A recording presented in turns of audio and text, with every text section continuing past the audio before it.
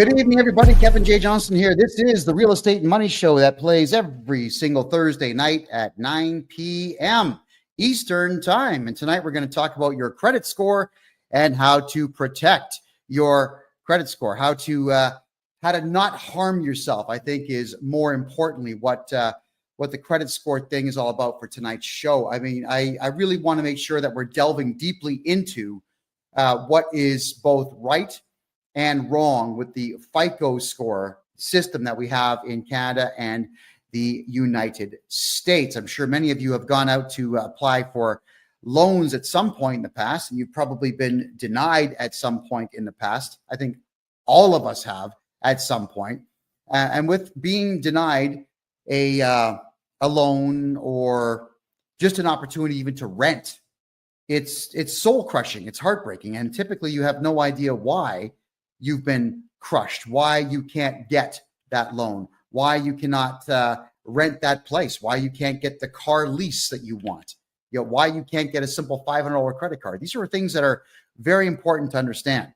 Now, I don't have all of the answers because unfortunately, FICO score algorithms are quite hidden from the public. They don't really tell us what they're basing all the positive stuff on, but I do have some of what to do. However, even though I don't have all the positive stuff that you can do, I've got the vast majority of the negative stuff that you can avoid to keep your credit score in good standing. So first things first is you want to talk about how you can find out what your credit score is.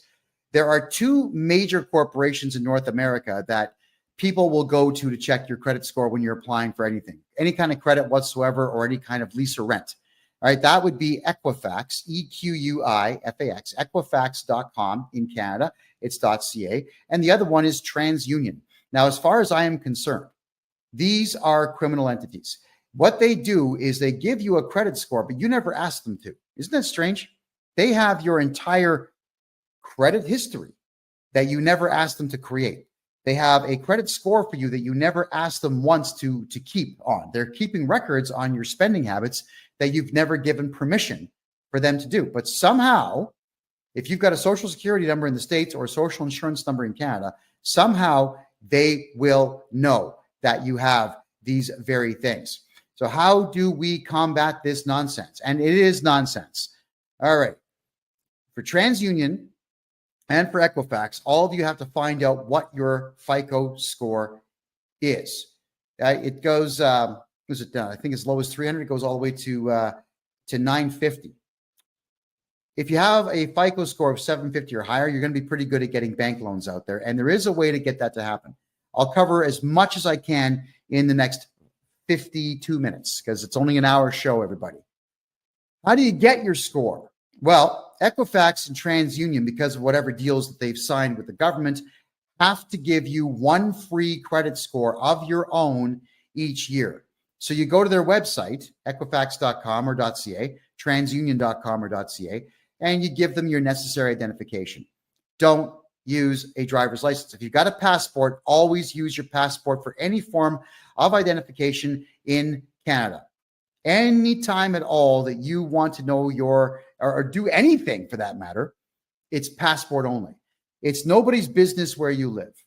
I know that a lot of you out there don't think that you've got the right to have your driver's license go to a PO box, and many of you can't afford to have one, but maybe 10 or 20 friends should all get together and have a PO box, split the cost, and send your driver's license there, just so that there is nobody spying around your house looking for what you got. All right. And the reason I say that is as a podcaster, unfortunately, when I was podcasting in Calgary in 2021, everybody in the city knew where I lived. They all knew that there was going to be a podcast taking place there. So we always had to double lock and triple lock our doors. So we had the front door was locked. We put a steel cage over the window of the room that we used, and we installed an extra door in the hallway and put a lock on that just to buy time if anybody chose to break in. It sucks when people know where you live. So don't let anyone know where you live. But you are allowed to get yourself that free credit score, and you got to find out everything on that credit report that is harming you. Now, you have the right to object to everything on your credit score when you get it. Now, don't be silly and object to everything at the same time. What you got to do is you got to pick on small stuff.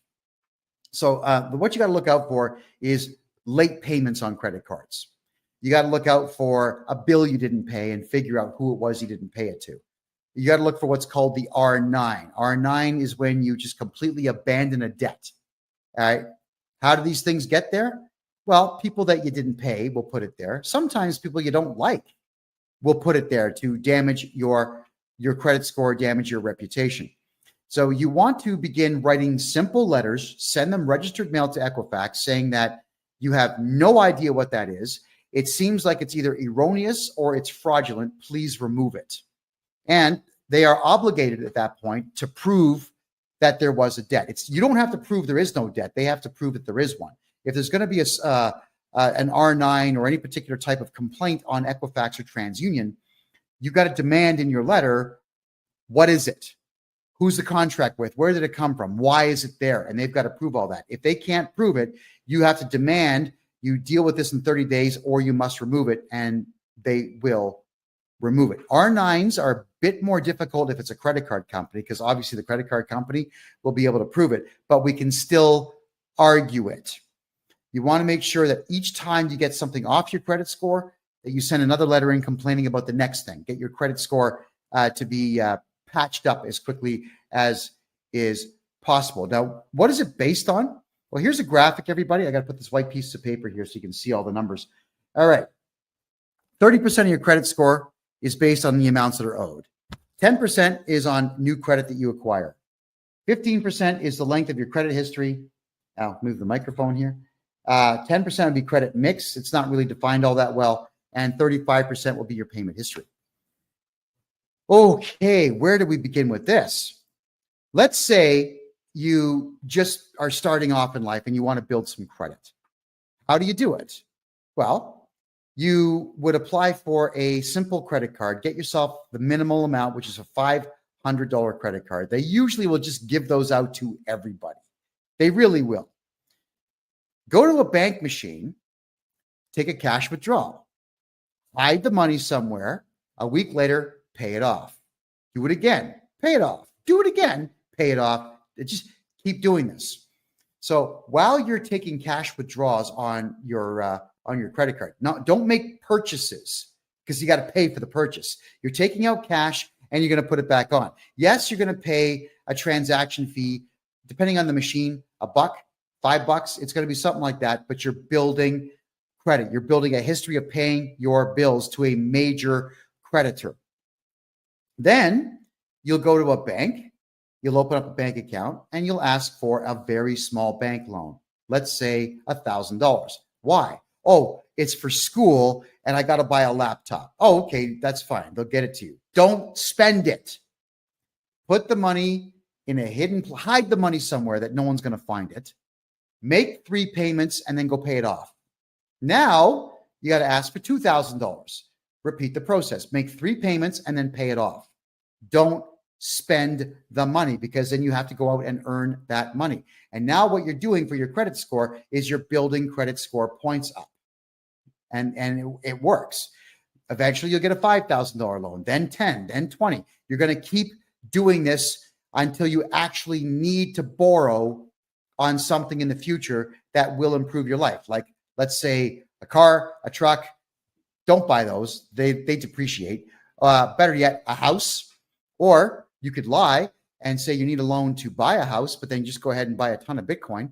And when the Bitcoin appreciates, pay off the loan. All right. You always want to make sure that if you're building credit, that you're constantly paying these loans and these credit card debts off. And it's all about borrowing money, not spending it, and then paying it off within a timely fashion, we'll call it, within a good period of time.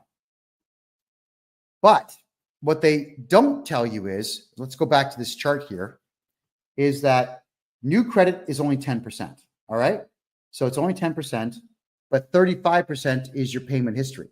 So if you get small amounts of credit here, like 10%, and then here, you get 35% based on your actual payment history, 45% of your credit score could be based on your decision to take money out on your credit card and pay it off, take out small bank loans, and pay them off. Amazing, isn't it? 45% of your FICO score is based on you gaming the system. Hey, I wish they told us that. They should teach us this in school, but they don't, because they want you in debt. I want everybody watching this show to make money, get bank loans, and be out of debt. That's what I want. So I'm telling you that you got to pay attention to the fact that 45% of your FICO score is going to be based on you borrowing money and paying it off. You do it forever, for your entire life, starting from the day you become an adult till the day you die. Keep building the FICO score. Now, why would you want to do this for your entire adult life? Well, you didn't hear this from me, but let's say by the time you're 60 years of age, you've had enough of society, you've had enough of human beings, you've had enough of working, you've had enough of everything. Let's say you've got a really good FICO score, like an 820. You could walk into a bank at that point and say, hey, I got an 820, I've got no R9s, I'm really good with my credit. You could take a bank loan for, let's say, 300, 350, and then go to, I don't know, Vietnam, Thailand, and live like a king. Don't bother paying it back. So what you're doing here is you're building your credit up to the point where you can just borrow a huge amount of money and retire. There you go. I'm not saying you should do that, and I'm not saying you should aspire to rip people off, but I'm saying you've got the option to do it should you decide that's the way that you want to get yourself into retirement. Why would you want to do that? Well, because Canada Pension Plan is going to be empty by 2032, so it's not like you're going to get a pension, and it's not like Social Security is going to be doing any better. I think, personally speaking, that the Social Security in the United States is going to be empty by 2040. I don't see a way to keep it afloat. It's a big Ponzi scheme, and it's running out of money. And now that all the illegals are going to be collecting it, good luck, America. So you're paying all these taxes into this system, and you're not going to benefit from it. So why not have the adult plan to have that money ready to be able to be borrowed by the time you hit that age, so you can disappear with that money? I mean, look, when a bank gives you a loan, it's not like they're taking money from the system and giving it to you. They are creating it right there on the spot. It's called fractional reserve banking. So when you get a bank loan from the bank, they put a lien on your property, but they just create the money. It just gets created from nothing. So let them create $350,000 for you when you're retiring, and then go somewhere else and spend it. Enjoy life. Live it up. You've earned it. Right? So if you've been paying into the tax system, which I don't recommend you do, I recommend you hire me to be your tax guy and not pay tax. But if you've been paying tax or paying into the system all these years, benefit from it. Benefit from it. Start planning for your retirement now by keeping your FICO score as high as you possibly can. So getting back to the FICO score, this one here, let's address the 15% of the length of your credit history. All right. Your FICO score, if you keep your FICO score in good standing through your entire adult life, if you start doing it when you're 18, by the time you get to 60, 15% of your FICO score is going to be based on the fact that you had good credit for 42 years. So keep your credit good in that time as best as you possibly can. But this is the one here that I want to warn everybody about. 30% of your FICO score is based on the amounts of money that you owe. Now, this is where I can really help you out. You got to remember that the way that the credit companies do this is that they've got hundreds of things that go against you and just a few dozen things that help you. Equifax seemingly is in the business of destroying you. Equifax seemingly is in the business of keeping you down, of not allowing you access to the capital that you need to become wealthy. That's what it seems like they're doing, which again, in my opinion, makes them criminals. But it's not like I can walk in there and just shut the company down, but I can tell you how to combat them. Knowing that 35% of your FICO score is going to be based on bad debt that you carry, here is the way to protect yourself. Let's start with basic rudimentary stuff. If you get a cell phone plan, doesn't matter with who. In the States, you got all of them. AT&T, you got Verizon, you've got Virgin, you got them all. In Canada, there's not as many. You've got Fido, Bell, Rogers. I think Cogeco just got bought by Rogers. There aren't many. It doesn't matter if you pay your cell phone bill on time for your entire adult life. That does not increase your credit score, which means that your cell phone bill should never be in your name, because I'll tell you why, is because there's a good chance at some point you're just going to forget about your bill. You're just going to forget. You didn't pay it. They report you to the credit agency, and now you've lost some FICO points. That sucks. How do you come back? Oh, let's have with this one. Let's just say they don't tell you about your roaming fee. And this has been happening with a lot of Canadian accounts. You go to Italy or you go to Germany and your phone gets turned on for just a brief second by accident. And all of a sudden, boom, $1,500 worth of roaming fees, just like that. Crazy. And if you don't pay it or you argue it, they just tag your credit score. So you can never put your cell phone in your real name, ever. You can't really do that with Bell and Rogers and the big boys because they want to see identification. But you can do it through a corporation. That is correct. You take your corporate documents in. You say, "Hi, my name is, here are the corporate documents. We want to get a corporate cell phone plan." Then they'll say, "Well, we want to secure it against you personally." I'm saying, you tell them, no, it's for the corporation. If you guys shut down this phone, we can't do business. I'm not going to secure it personally. And if you argue enough and just decide, okay, you know what, leave, then go to another cell phone dealer. They're all over the place.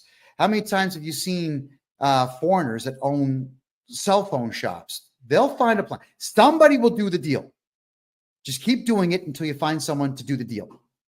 Make sure your cell phone plan is never in your name, ever. Okay? You get that? Doesn't matter if you're paying on time. It doesn't help your FICO score. But if you miss one bill, it hurts your FICO score. So your cell phone has got to be in that name or a company name, which you could also do. Let's say you're renting a place and you've got to pay utilities.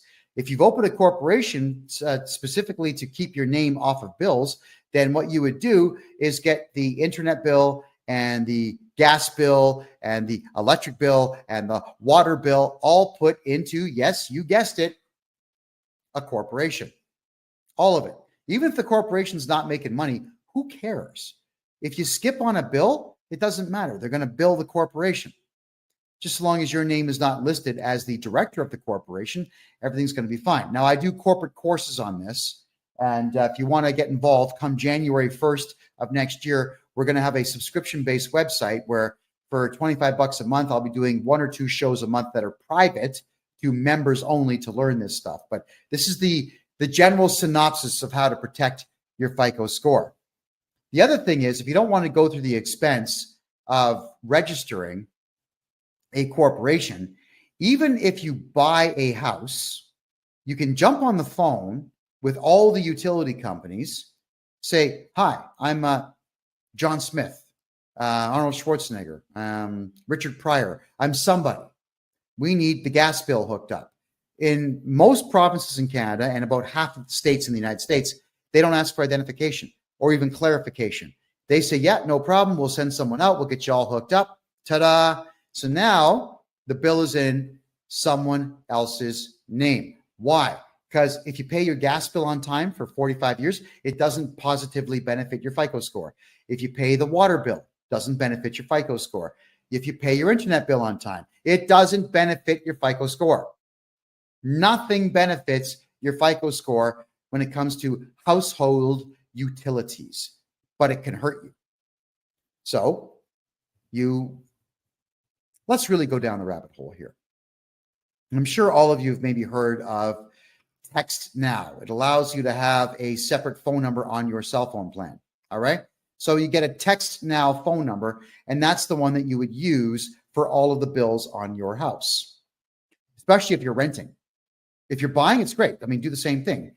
Have the bills in a fictitious character's name and have them phone your alternate cell phone number looking for payment on the bills, because you're going to miss a bill.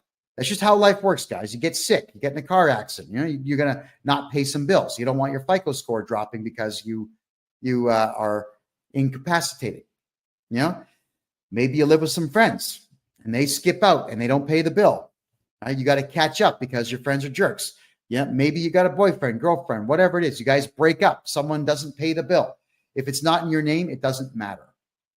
Also, what you can do is, let's say, for argument's sake, if your gas bill, your electric bill, your whatever bills you got for your house are not in your name and you're behind on things, you can call them up and say, yeah, hey, it's John Smith. I need you to disconnect the gas and the water and everything else. I'm moving out of this house that I'm renting. No problem. They'll cut everything off. Tell them to send the final bill to your email address or text it to your phone. They will. And then you get rid of that particular Text Now phone number. And 2 days later, you get yourself another Text Now phone number or another one of the like Hush phone number. Any of these phone numbers that are voice over IPs, call them up saying, different voice. Hey, what's up? I'm Ricky Savage Michelson, and I got to get some bills. I just moved into this rental house. And the process starts all over. So you can actually get away with not paying between 3 and 4 months worth of bills, and you get a new name attached to the same residence that you are living in, and it doesn't hurt your FICO score. Right? It doesn't hurt your FICO score. If you're not going to pay bills, it doesn't hurt your FICO score. Now, I'm not encouraging all of you to not pay bills if you don't have to. I'm telling you that I understand with our rotten economy in North America right now and the severe lack of money in the money supply right now, that these are the options that you have to give yourself. So FICO score, protect it by making sure the house bills are not within it.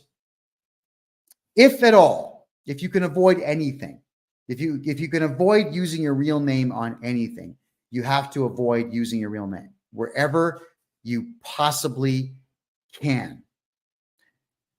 The driver's license is usually where you all get screwed. When you use a driver's license as identification and it's got your home address on it, whoever wants to harm your FICO score can do it.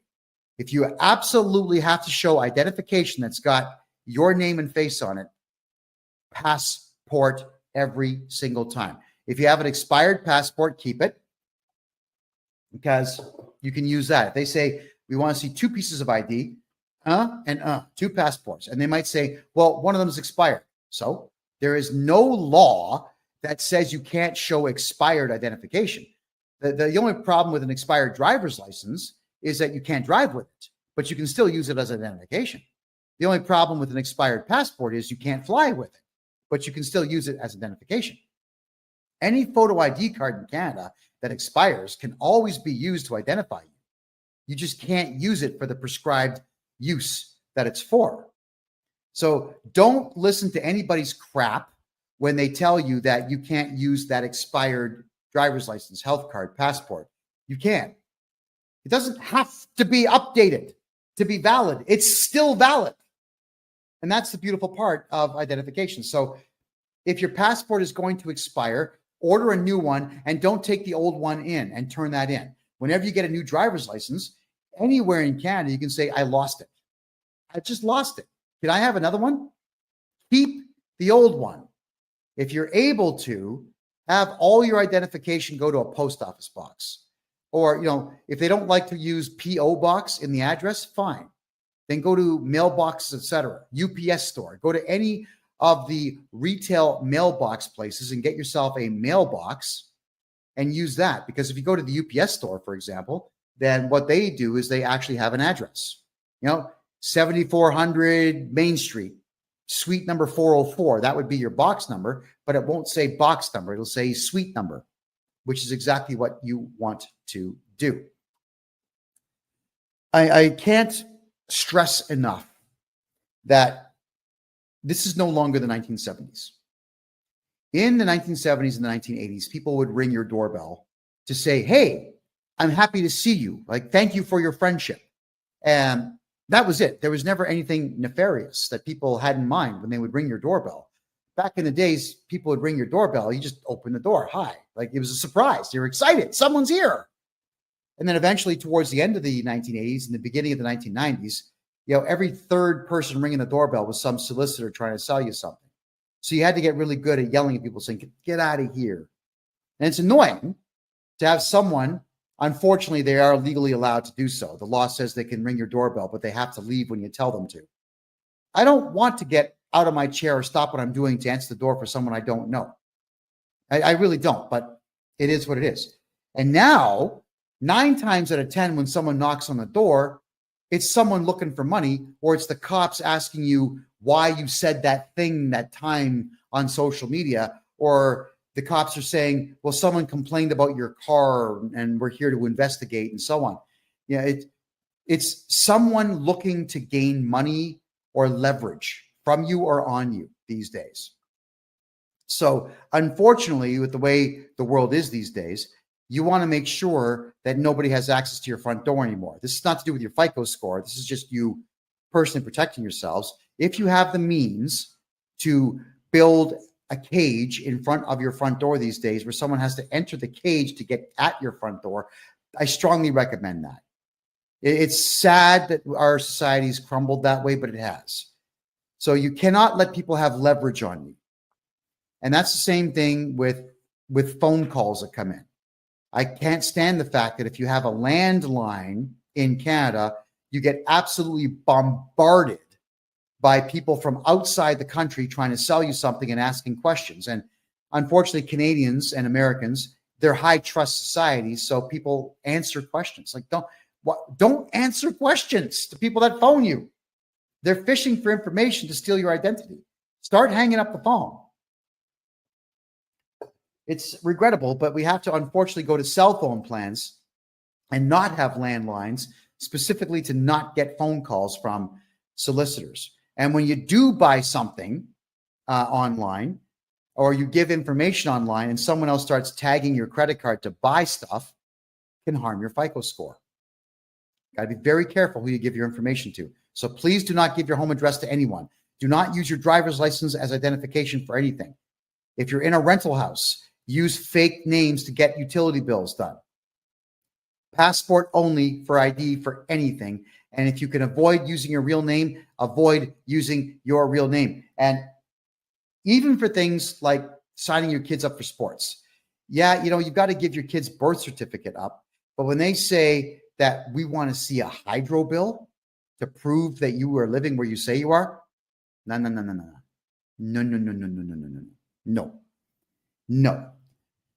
I want all of you to change how you think. Everybody out there, you have to assume everyone out there is a scumbag and everyone out there is going to try to steal from you. And like, I went through this nonsense in the province of Ontario with the Ontario Lacrosse Association, run by 2 very animalistic savages who were harming children. And I exposed them in the book I wrote, Lacrosse is Dead, which is free on my website, by the way. And in there, what they would say is that if you were going to sign your child up to play lacrosse in my hometown, Mississauga, that you had to prove you lived in Mississauga. Why? What does it matter? What if you lived on the border in the next town over called Oakville? But to play in Oakville, you had to go 24 kilometers that way instead of 1 kilometer that way. Why would you want to waste time and fuel? Why do you have to prove this? So all of you, when you know in advance that you may have to show a bill to prove that your kid goes there, get an affidavit done instead. Write up an affidavit. Hi, my name is, I'm of this age, and this is to certify that I live in the province of Ontario and the city of Mississauga in the community of Arundel, Meadowvale, Cooksville, Heartland, whatever. I live in the city of Toronto in Scarborough. You don't have to give your address, because if you're swearing this in and having an affidavit stamped in Canada and the United States, it's just like you testified in court. They've got no choice but to accept it. And if they don't, you can do what? File a lawsuit. That is correct. The problem with the Ontario Lacrosse Association, and again, it's all in my book, is that they were taking the birth certificates and they were taking your home address and they were selling the information. They were selling your information to others. Okay. So I'm turning my Wi-Fi on, everybody. I think I'm getting some complaints that my mouth is not synced with my audio. So tell me if it gets any better there on TikTok, please. Yeah, they were selling the information. So at any given point, your FICO score can be affected by the fact that your information is being sold to others, because you never know what is going to get done with the information. You just absolutely never know. So please use affidavits when you want to tell someone, I live in a city, and don't put your home address on it. We all have to protect ourselves. So getting back to the FICO score pie chart here. All right, let's go through it again. 35%, you can see right there, 35% of it is based on your payment history. So keep that going. 15% right here is based on your length of credit history. So the older you get, the higher the score will go if you keep your credit score in good standing. 10% is based on new credit. And 30% in the red here is based on debts that you owe. And then the 10% credit mix, this would be, were you successful in getting a bank loan? If yes, how many times? Were you successful in getting a mortgage? If so, how much and how long ago, and so on. Do not apply for loans on what's called a hard credit check unless you've already done your own soft credit check. Here's the difference between the two. A soft credit check is not you applying for something. It's you checking out your own credit score. Every time your credit gets searched by somebody, it hurts your credit score, which is why you need to get your free credit score checked from Equifax and from TransUnion. You have no choice. You just have to do these things, everyone. Why do you have to do them? It's because you need to know who is trying to rip you off and who's trying to hurt you. When you get your credit score from them, you need to also look and see how many hard credit checks that there were. Because with the use of an affidavit and a letter to Equifax, you can actually write a letter to Equifax and TransUnion and tell them, hey, someone did a hard credit check and I did not authorize that.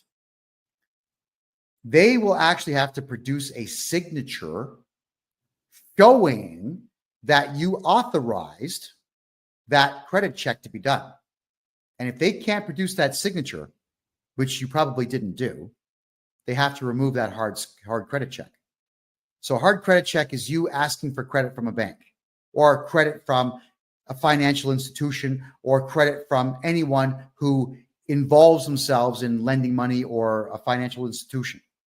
You don't want hard credit checks there, right? The soft credit check is something that banks will do once a year on you just to see what your credit score is so they can adjust your bank rates up and down. It's criminal that they do it, but they do it. And the soft ones, they don't show up. So we got ourselves a troll. I just have to get rid of the troll, folks. Give me a second here. There you go. And blocked. There you go. Okay. So thank you for that. So you want to make sure that you are not letting them do the hard credit checks. The soft credit checks, they will do. The soft credit checks do not show up on your account. Be very careful how many hard credit checks that you yourself go for. If you go to get a bank loan, they'll do a hard credit check. If you don't get the bank loan, that shows up on your credit score, which is why you always have to start off with small bank loans. They might even ask you, do you have any collateral? Yeah, I've got this watch. I've got this gold bar, like whatever you have. You may have to actually let the bank hold on to things for you. Keeping in mind, if the bank loses it, they've got to compensate you 100% plus whatever other fees you demand from them. So yeah, secure the bank loan with gold or silver or jewelry if you need to. But start building your credit using the methods that I have talked about. Hard credit checks, you got to get rid of them all.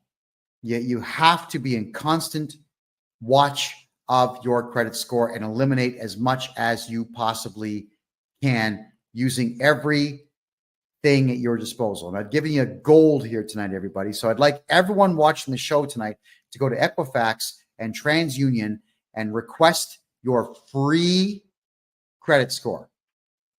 And they will send it to you. And look at everything on there and start to comprehend how easy it is for someone to harm your credit score. So if there's any questions that anybody has, I'll go right ahead and I'll take those questions now. Throw them in the chat room here. This is to do with your FICO score, everybody. It's to do with credit scores. You want to make sure that your credit scores stay intact. Oh my God, we got trolls here tonight. I thought we got rid of all these guys. Oh man. There we go. Confirm. Sorry, guys. Occasionally we get trolls coming in here that like to badmouth me. There's a propensity for, we'll say, non-conservatives to not appreciate the fact that I'm teaching people that the conservative way of doing business and living life tends to be the more successful of the two. So for the profanity that sometimes show up in the chats, I do humbly apologize to all of you. FICO scores themselves, I've been asked many times if it's possible to remove yourself completely from the FICO score. You know, we did have a friend of mine. I helped him write a lawsuit against Equifax because what they were doing was they were interfering with his capacity to live life the way that he wanted to. He served them, but he didn't pursue it. I actually was very curious to know what the judge would have said about a FICO score company keeping your FICO score without your permission to have even opened up your FICO score account in the first place. Okay, so Nada says, renewing a mortgage, and I'm not comfortable showing my bank accounts as proof of pension income. Nada, if you wanted to, you can get a hold of me on my website, kevinjjohnston.com, and you could, I can give you the contact information of a mortgage broker who can get you into a private lending situation where you don't have to show that to anybody. Because the private lenders, they're not going to check your credit rating. They're not even going to check your income. They're just going to ask if you can secure the loan somehow, which of course would be the house that you're borrowing against. And there you go. It's probably going to be 1% above prime, but at least you'll get it guaranteed without having to prove anything to anyone. And that's what the banks do. You see, Canada has asset-based lending, which is why the economy is garbage.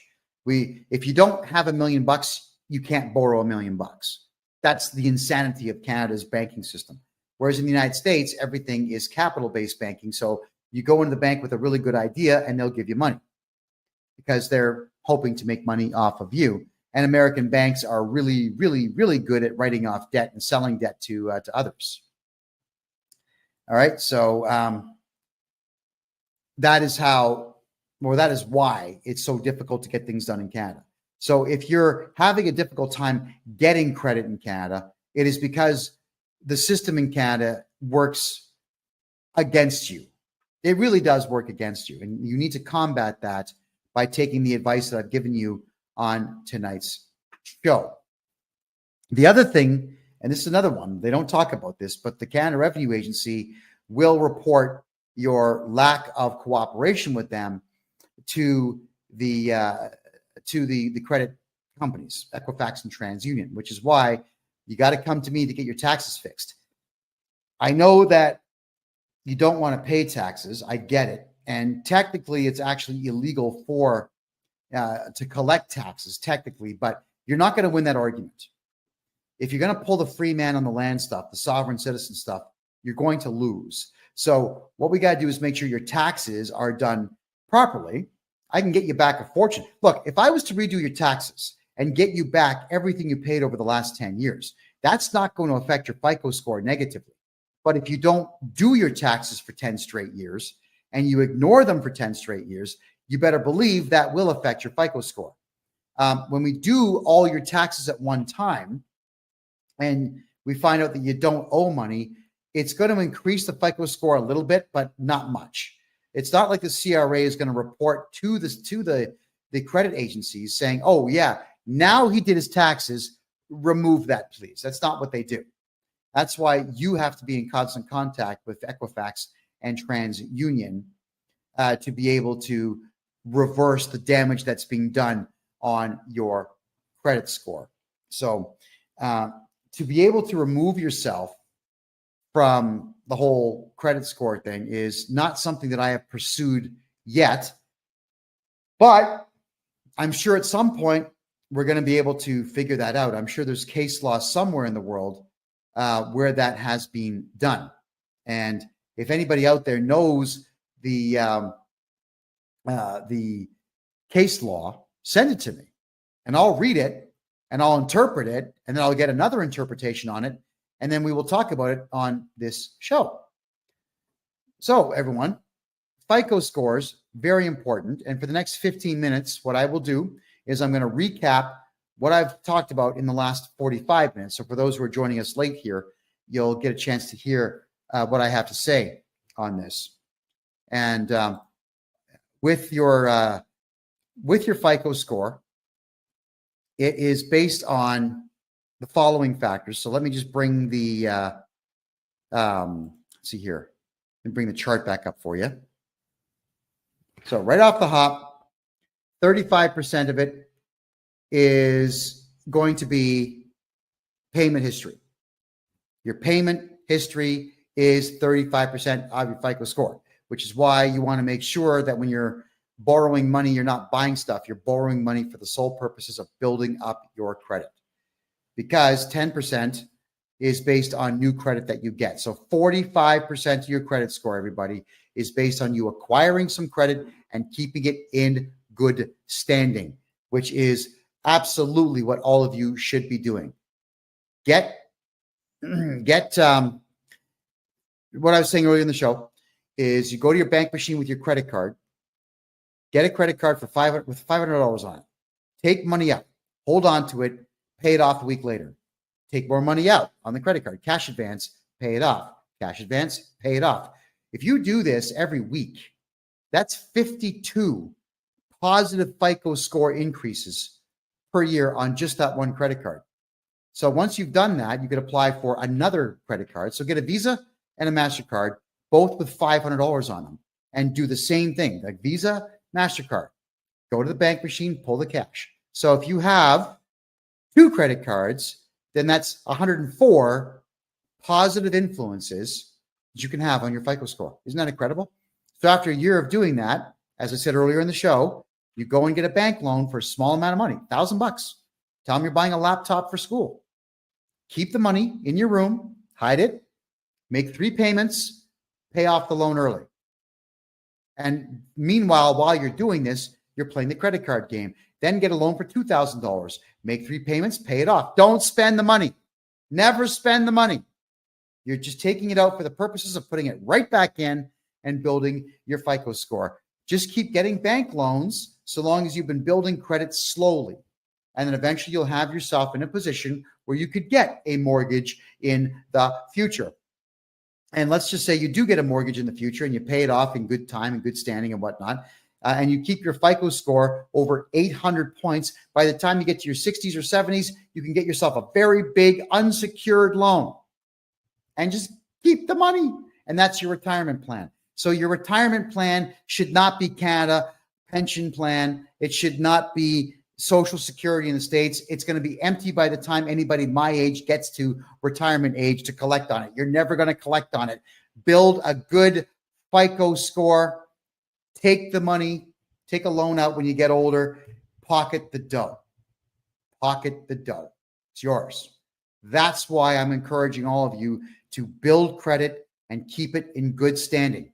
When you rent a house or you buy a house, none of the utility bills in that house should ever be in your name.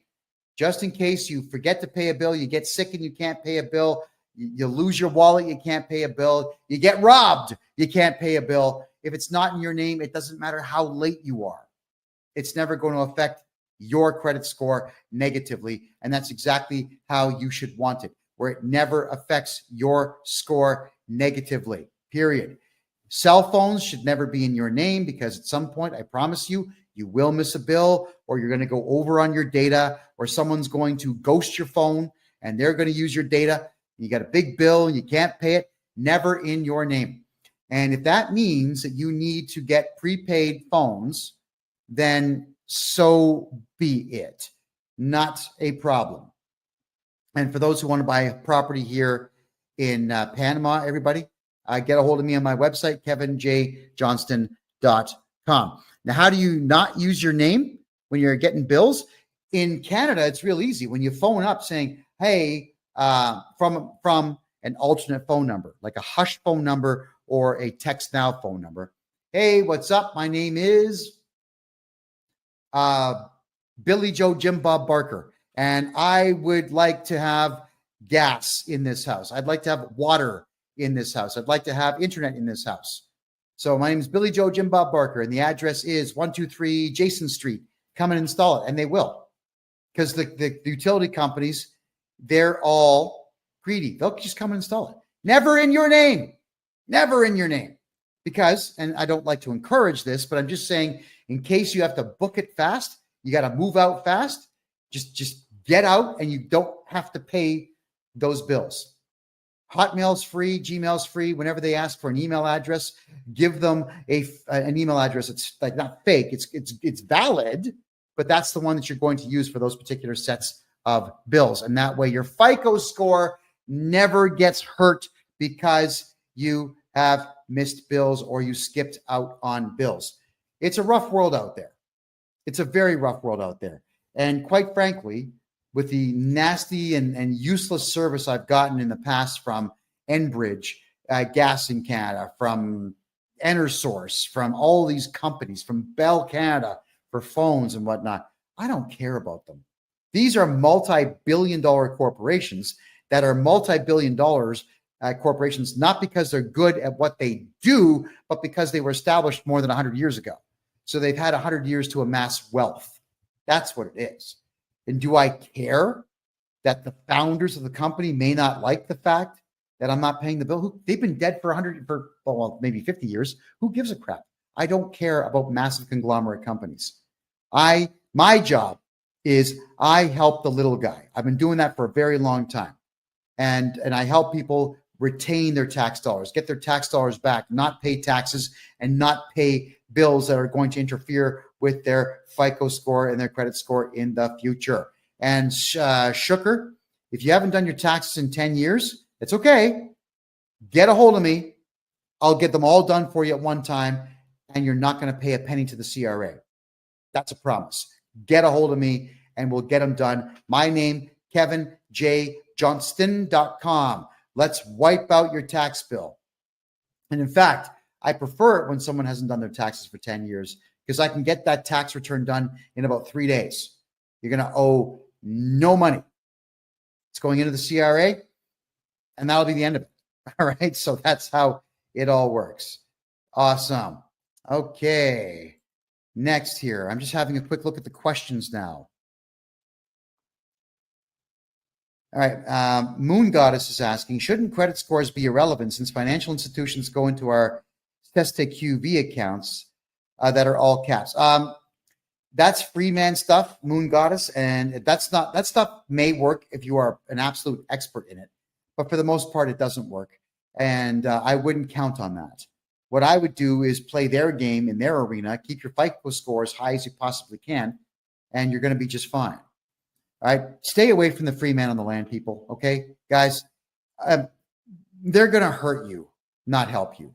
That's the big problem with the free man on the land stuff is you've got individuals who think they've got some magical solution, and they don't, using magic words, like sprinkling fairy dust on your paperwork and it goes away. It's not how it works.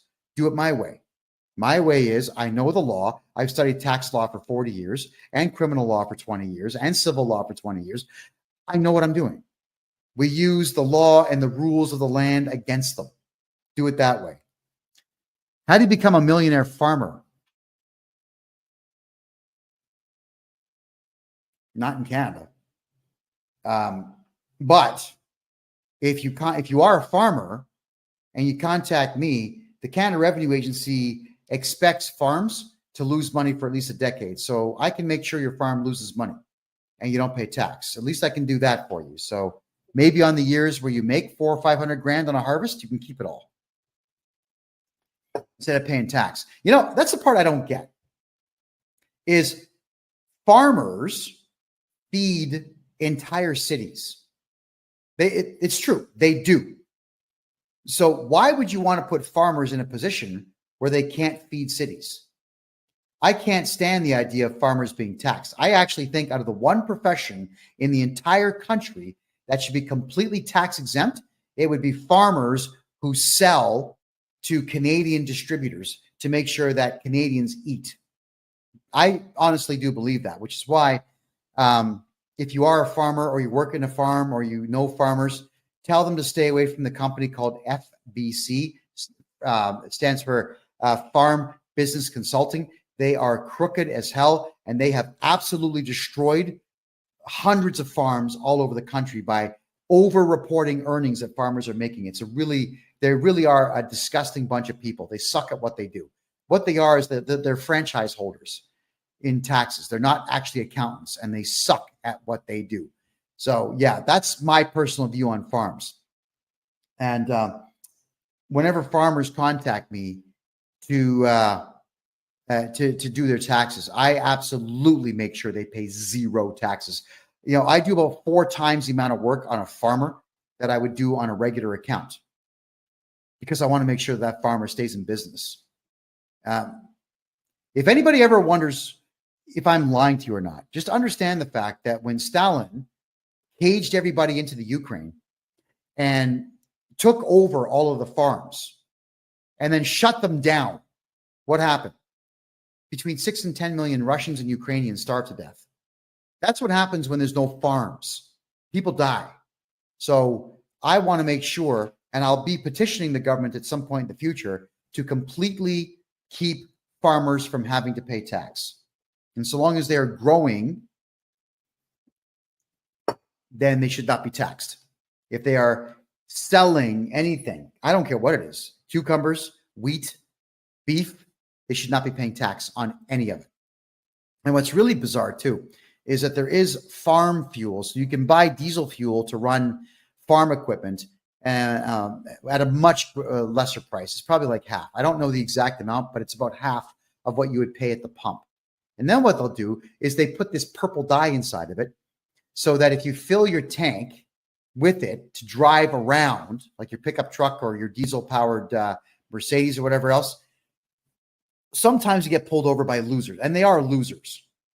These supposed traffic guys, like in the province of Ontario in Canada, they're called MTO, right? And they're the guys who couldn't pass the psychological exams to become cops. So instead, they sit in these cars that have sirens on the top and cherries, and they'll pull you over saying, well, I work with the MTO, and I'm going to take your license plate. And they actually will go inside your gas tank and pull it out and see if the gas is purple. And if it's purple, they'll write you this massive $1,000 fine for using farm fuel for your vehicle. So how do you beat that? 2 gas tanks. That's what you do. You have 1 gas tank, which is the main one, partition it, put some regular gasoline into it that you never burn, and have a secondary fuel tank in there and use farm fuel. There you go. There's some help for you right there. All right. So keep in mind, everyone, you got to protect that FICO score.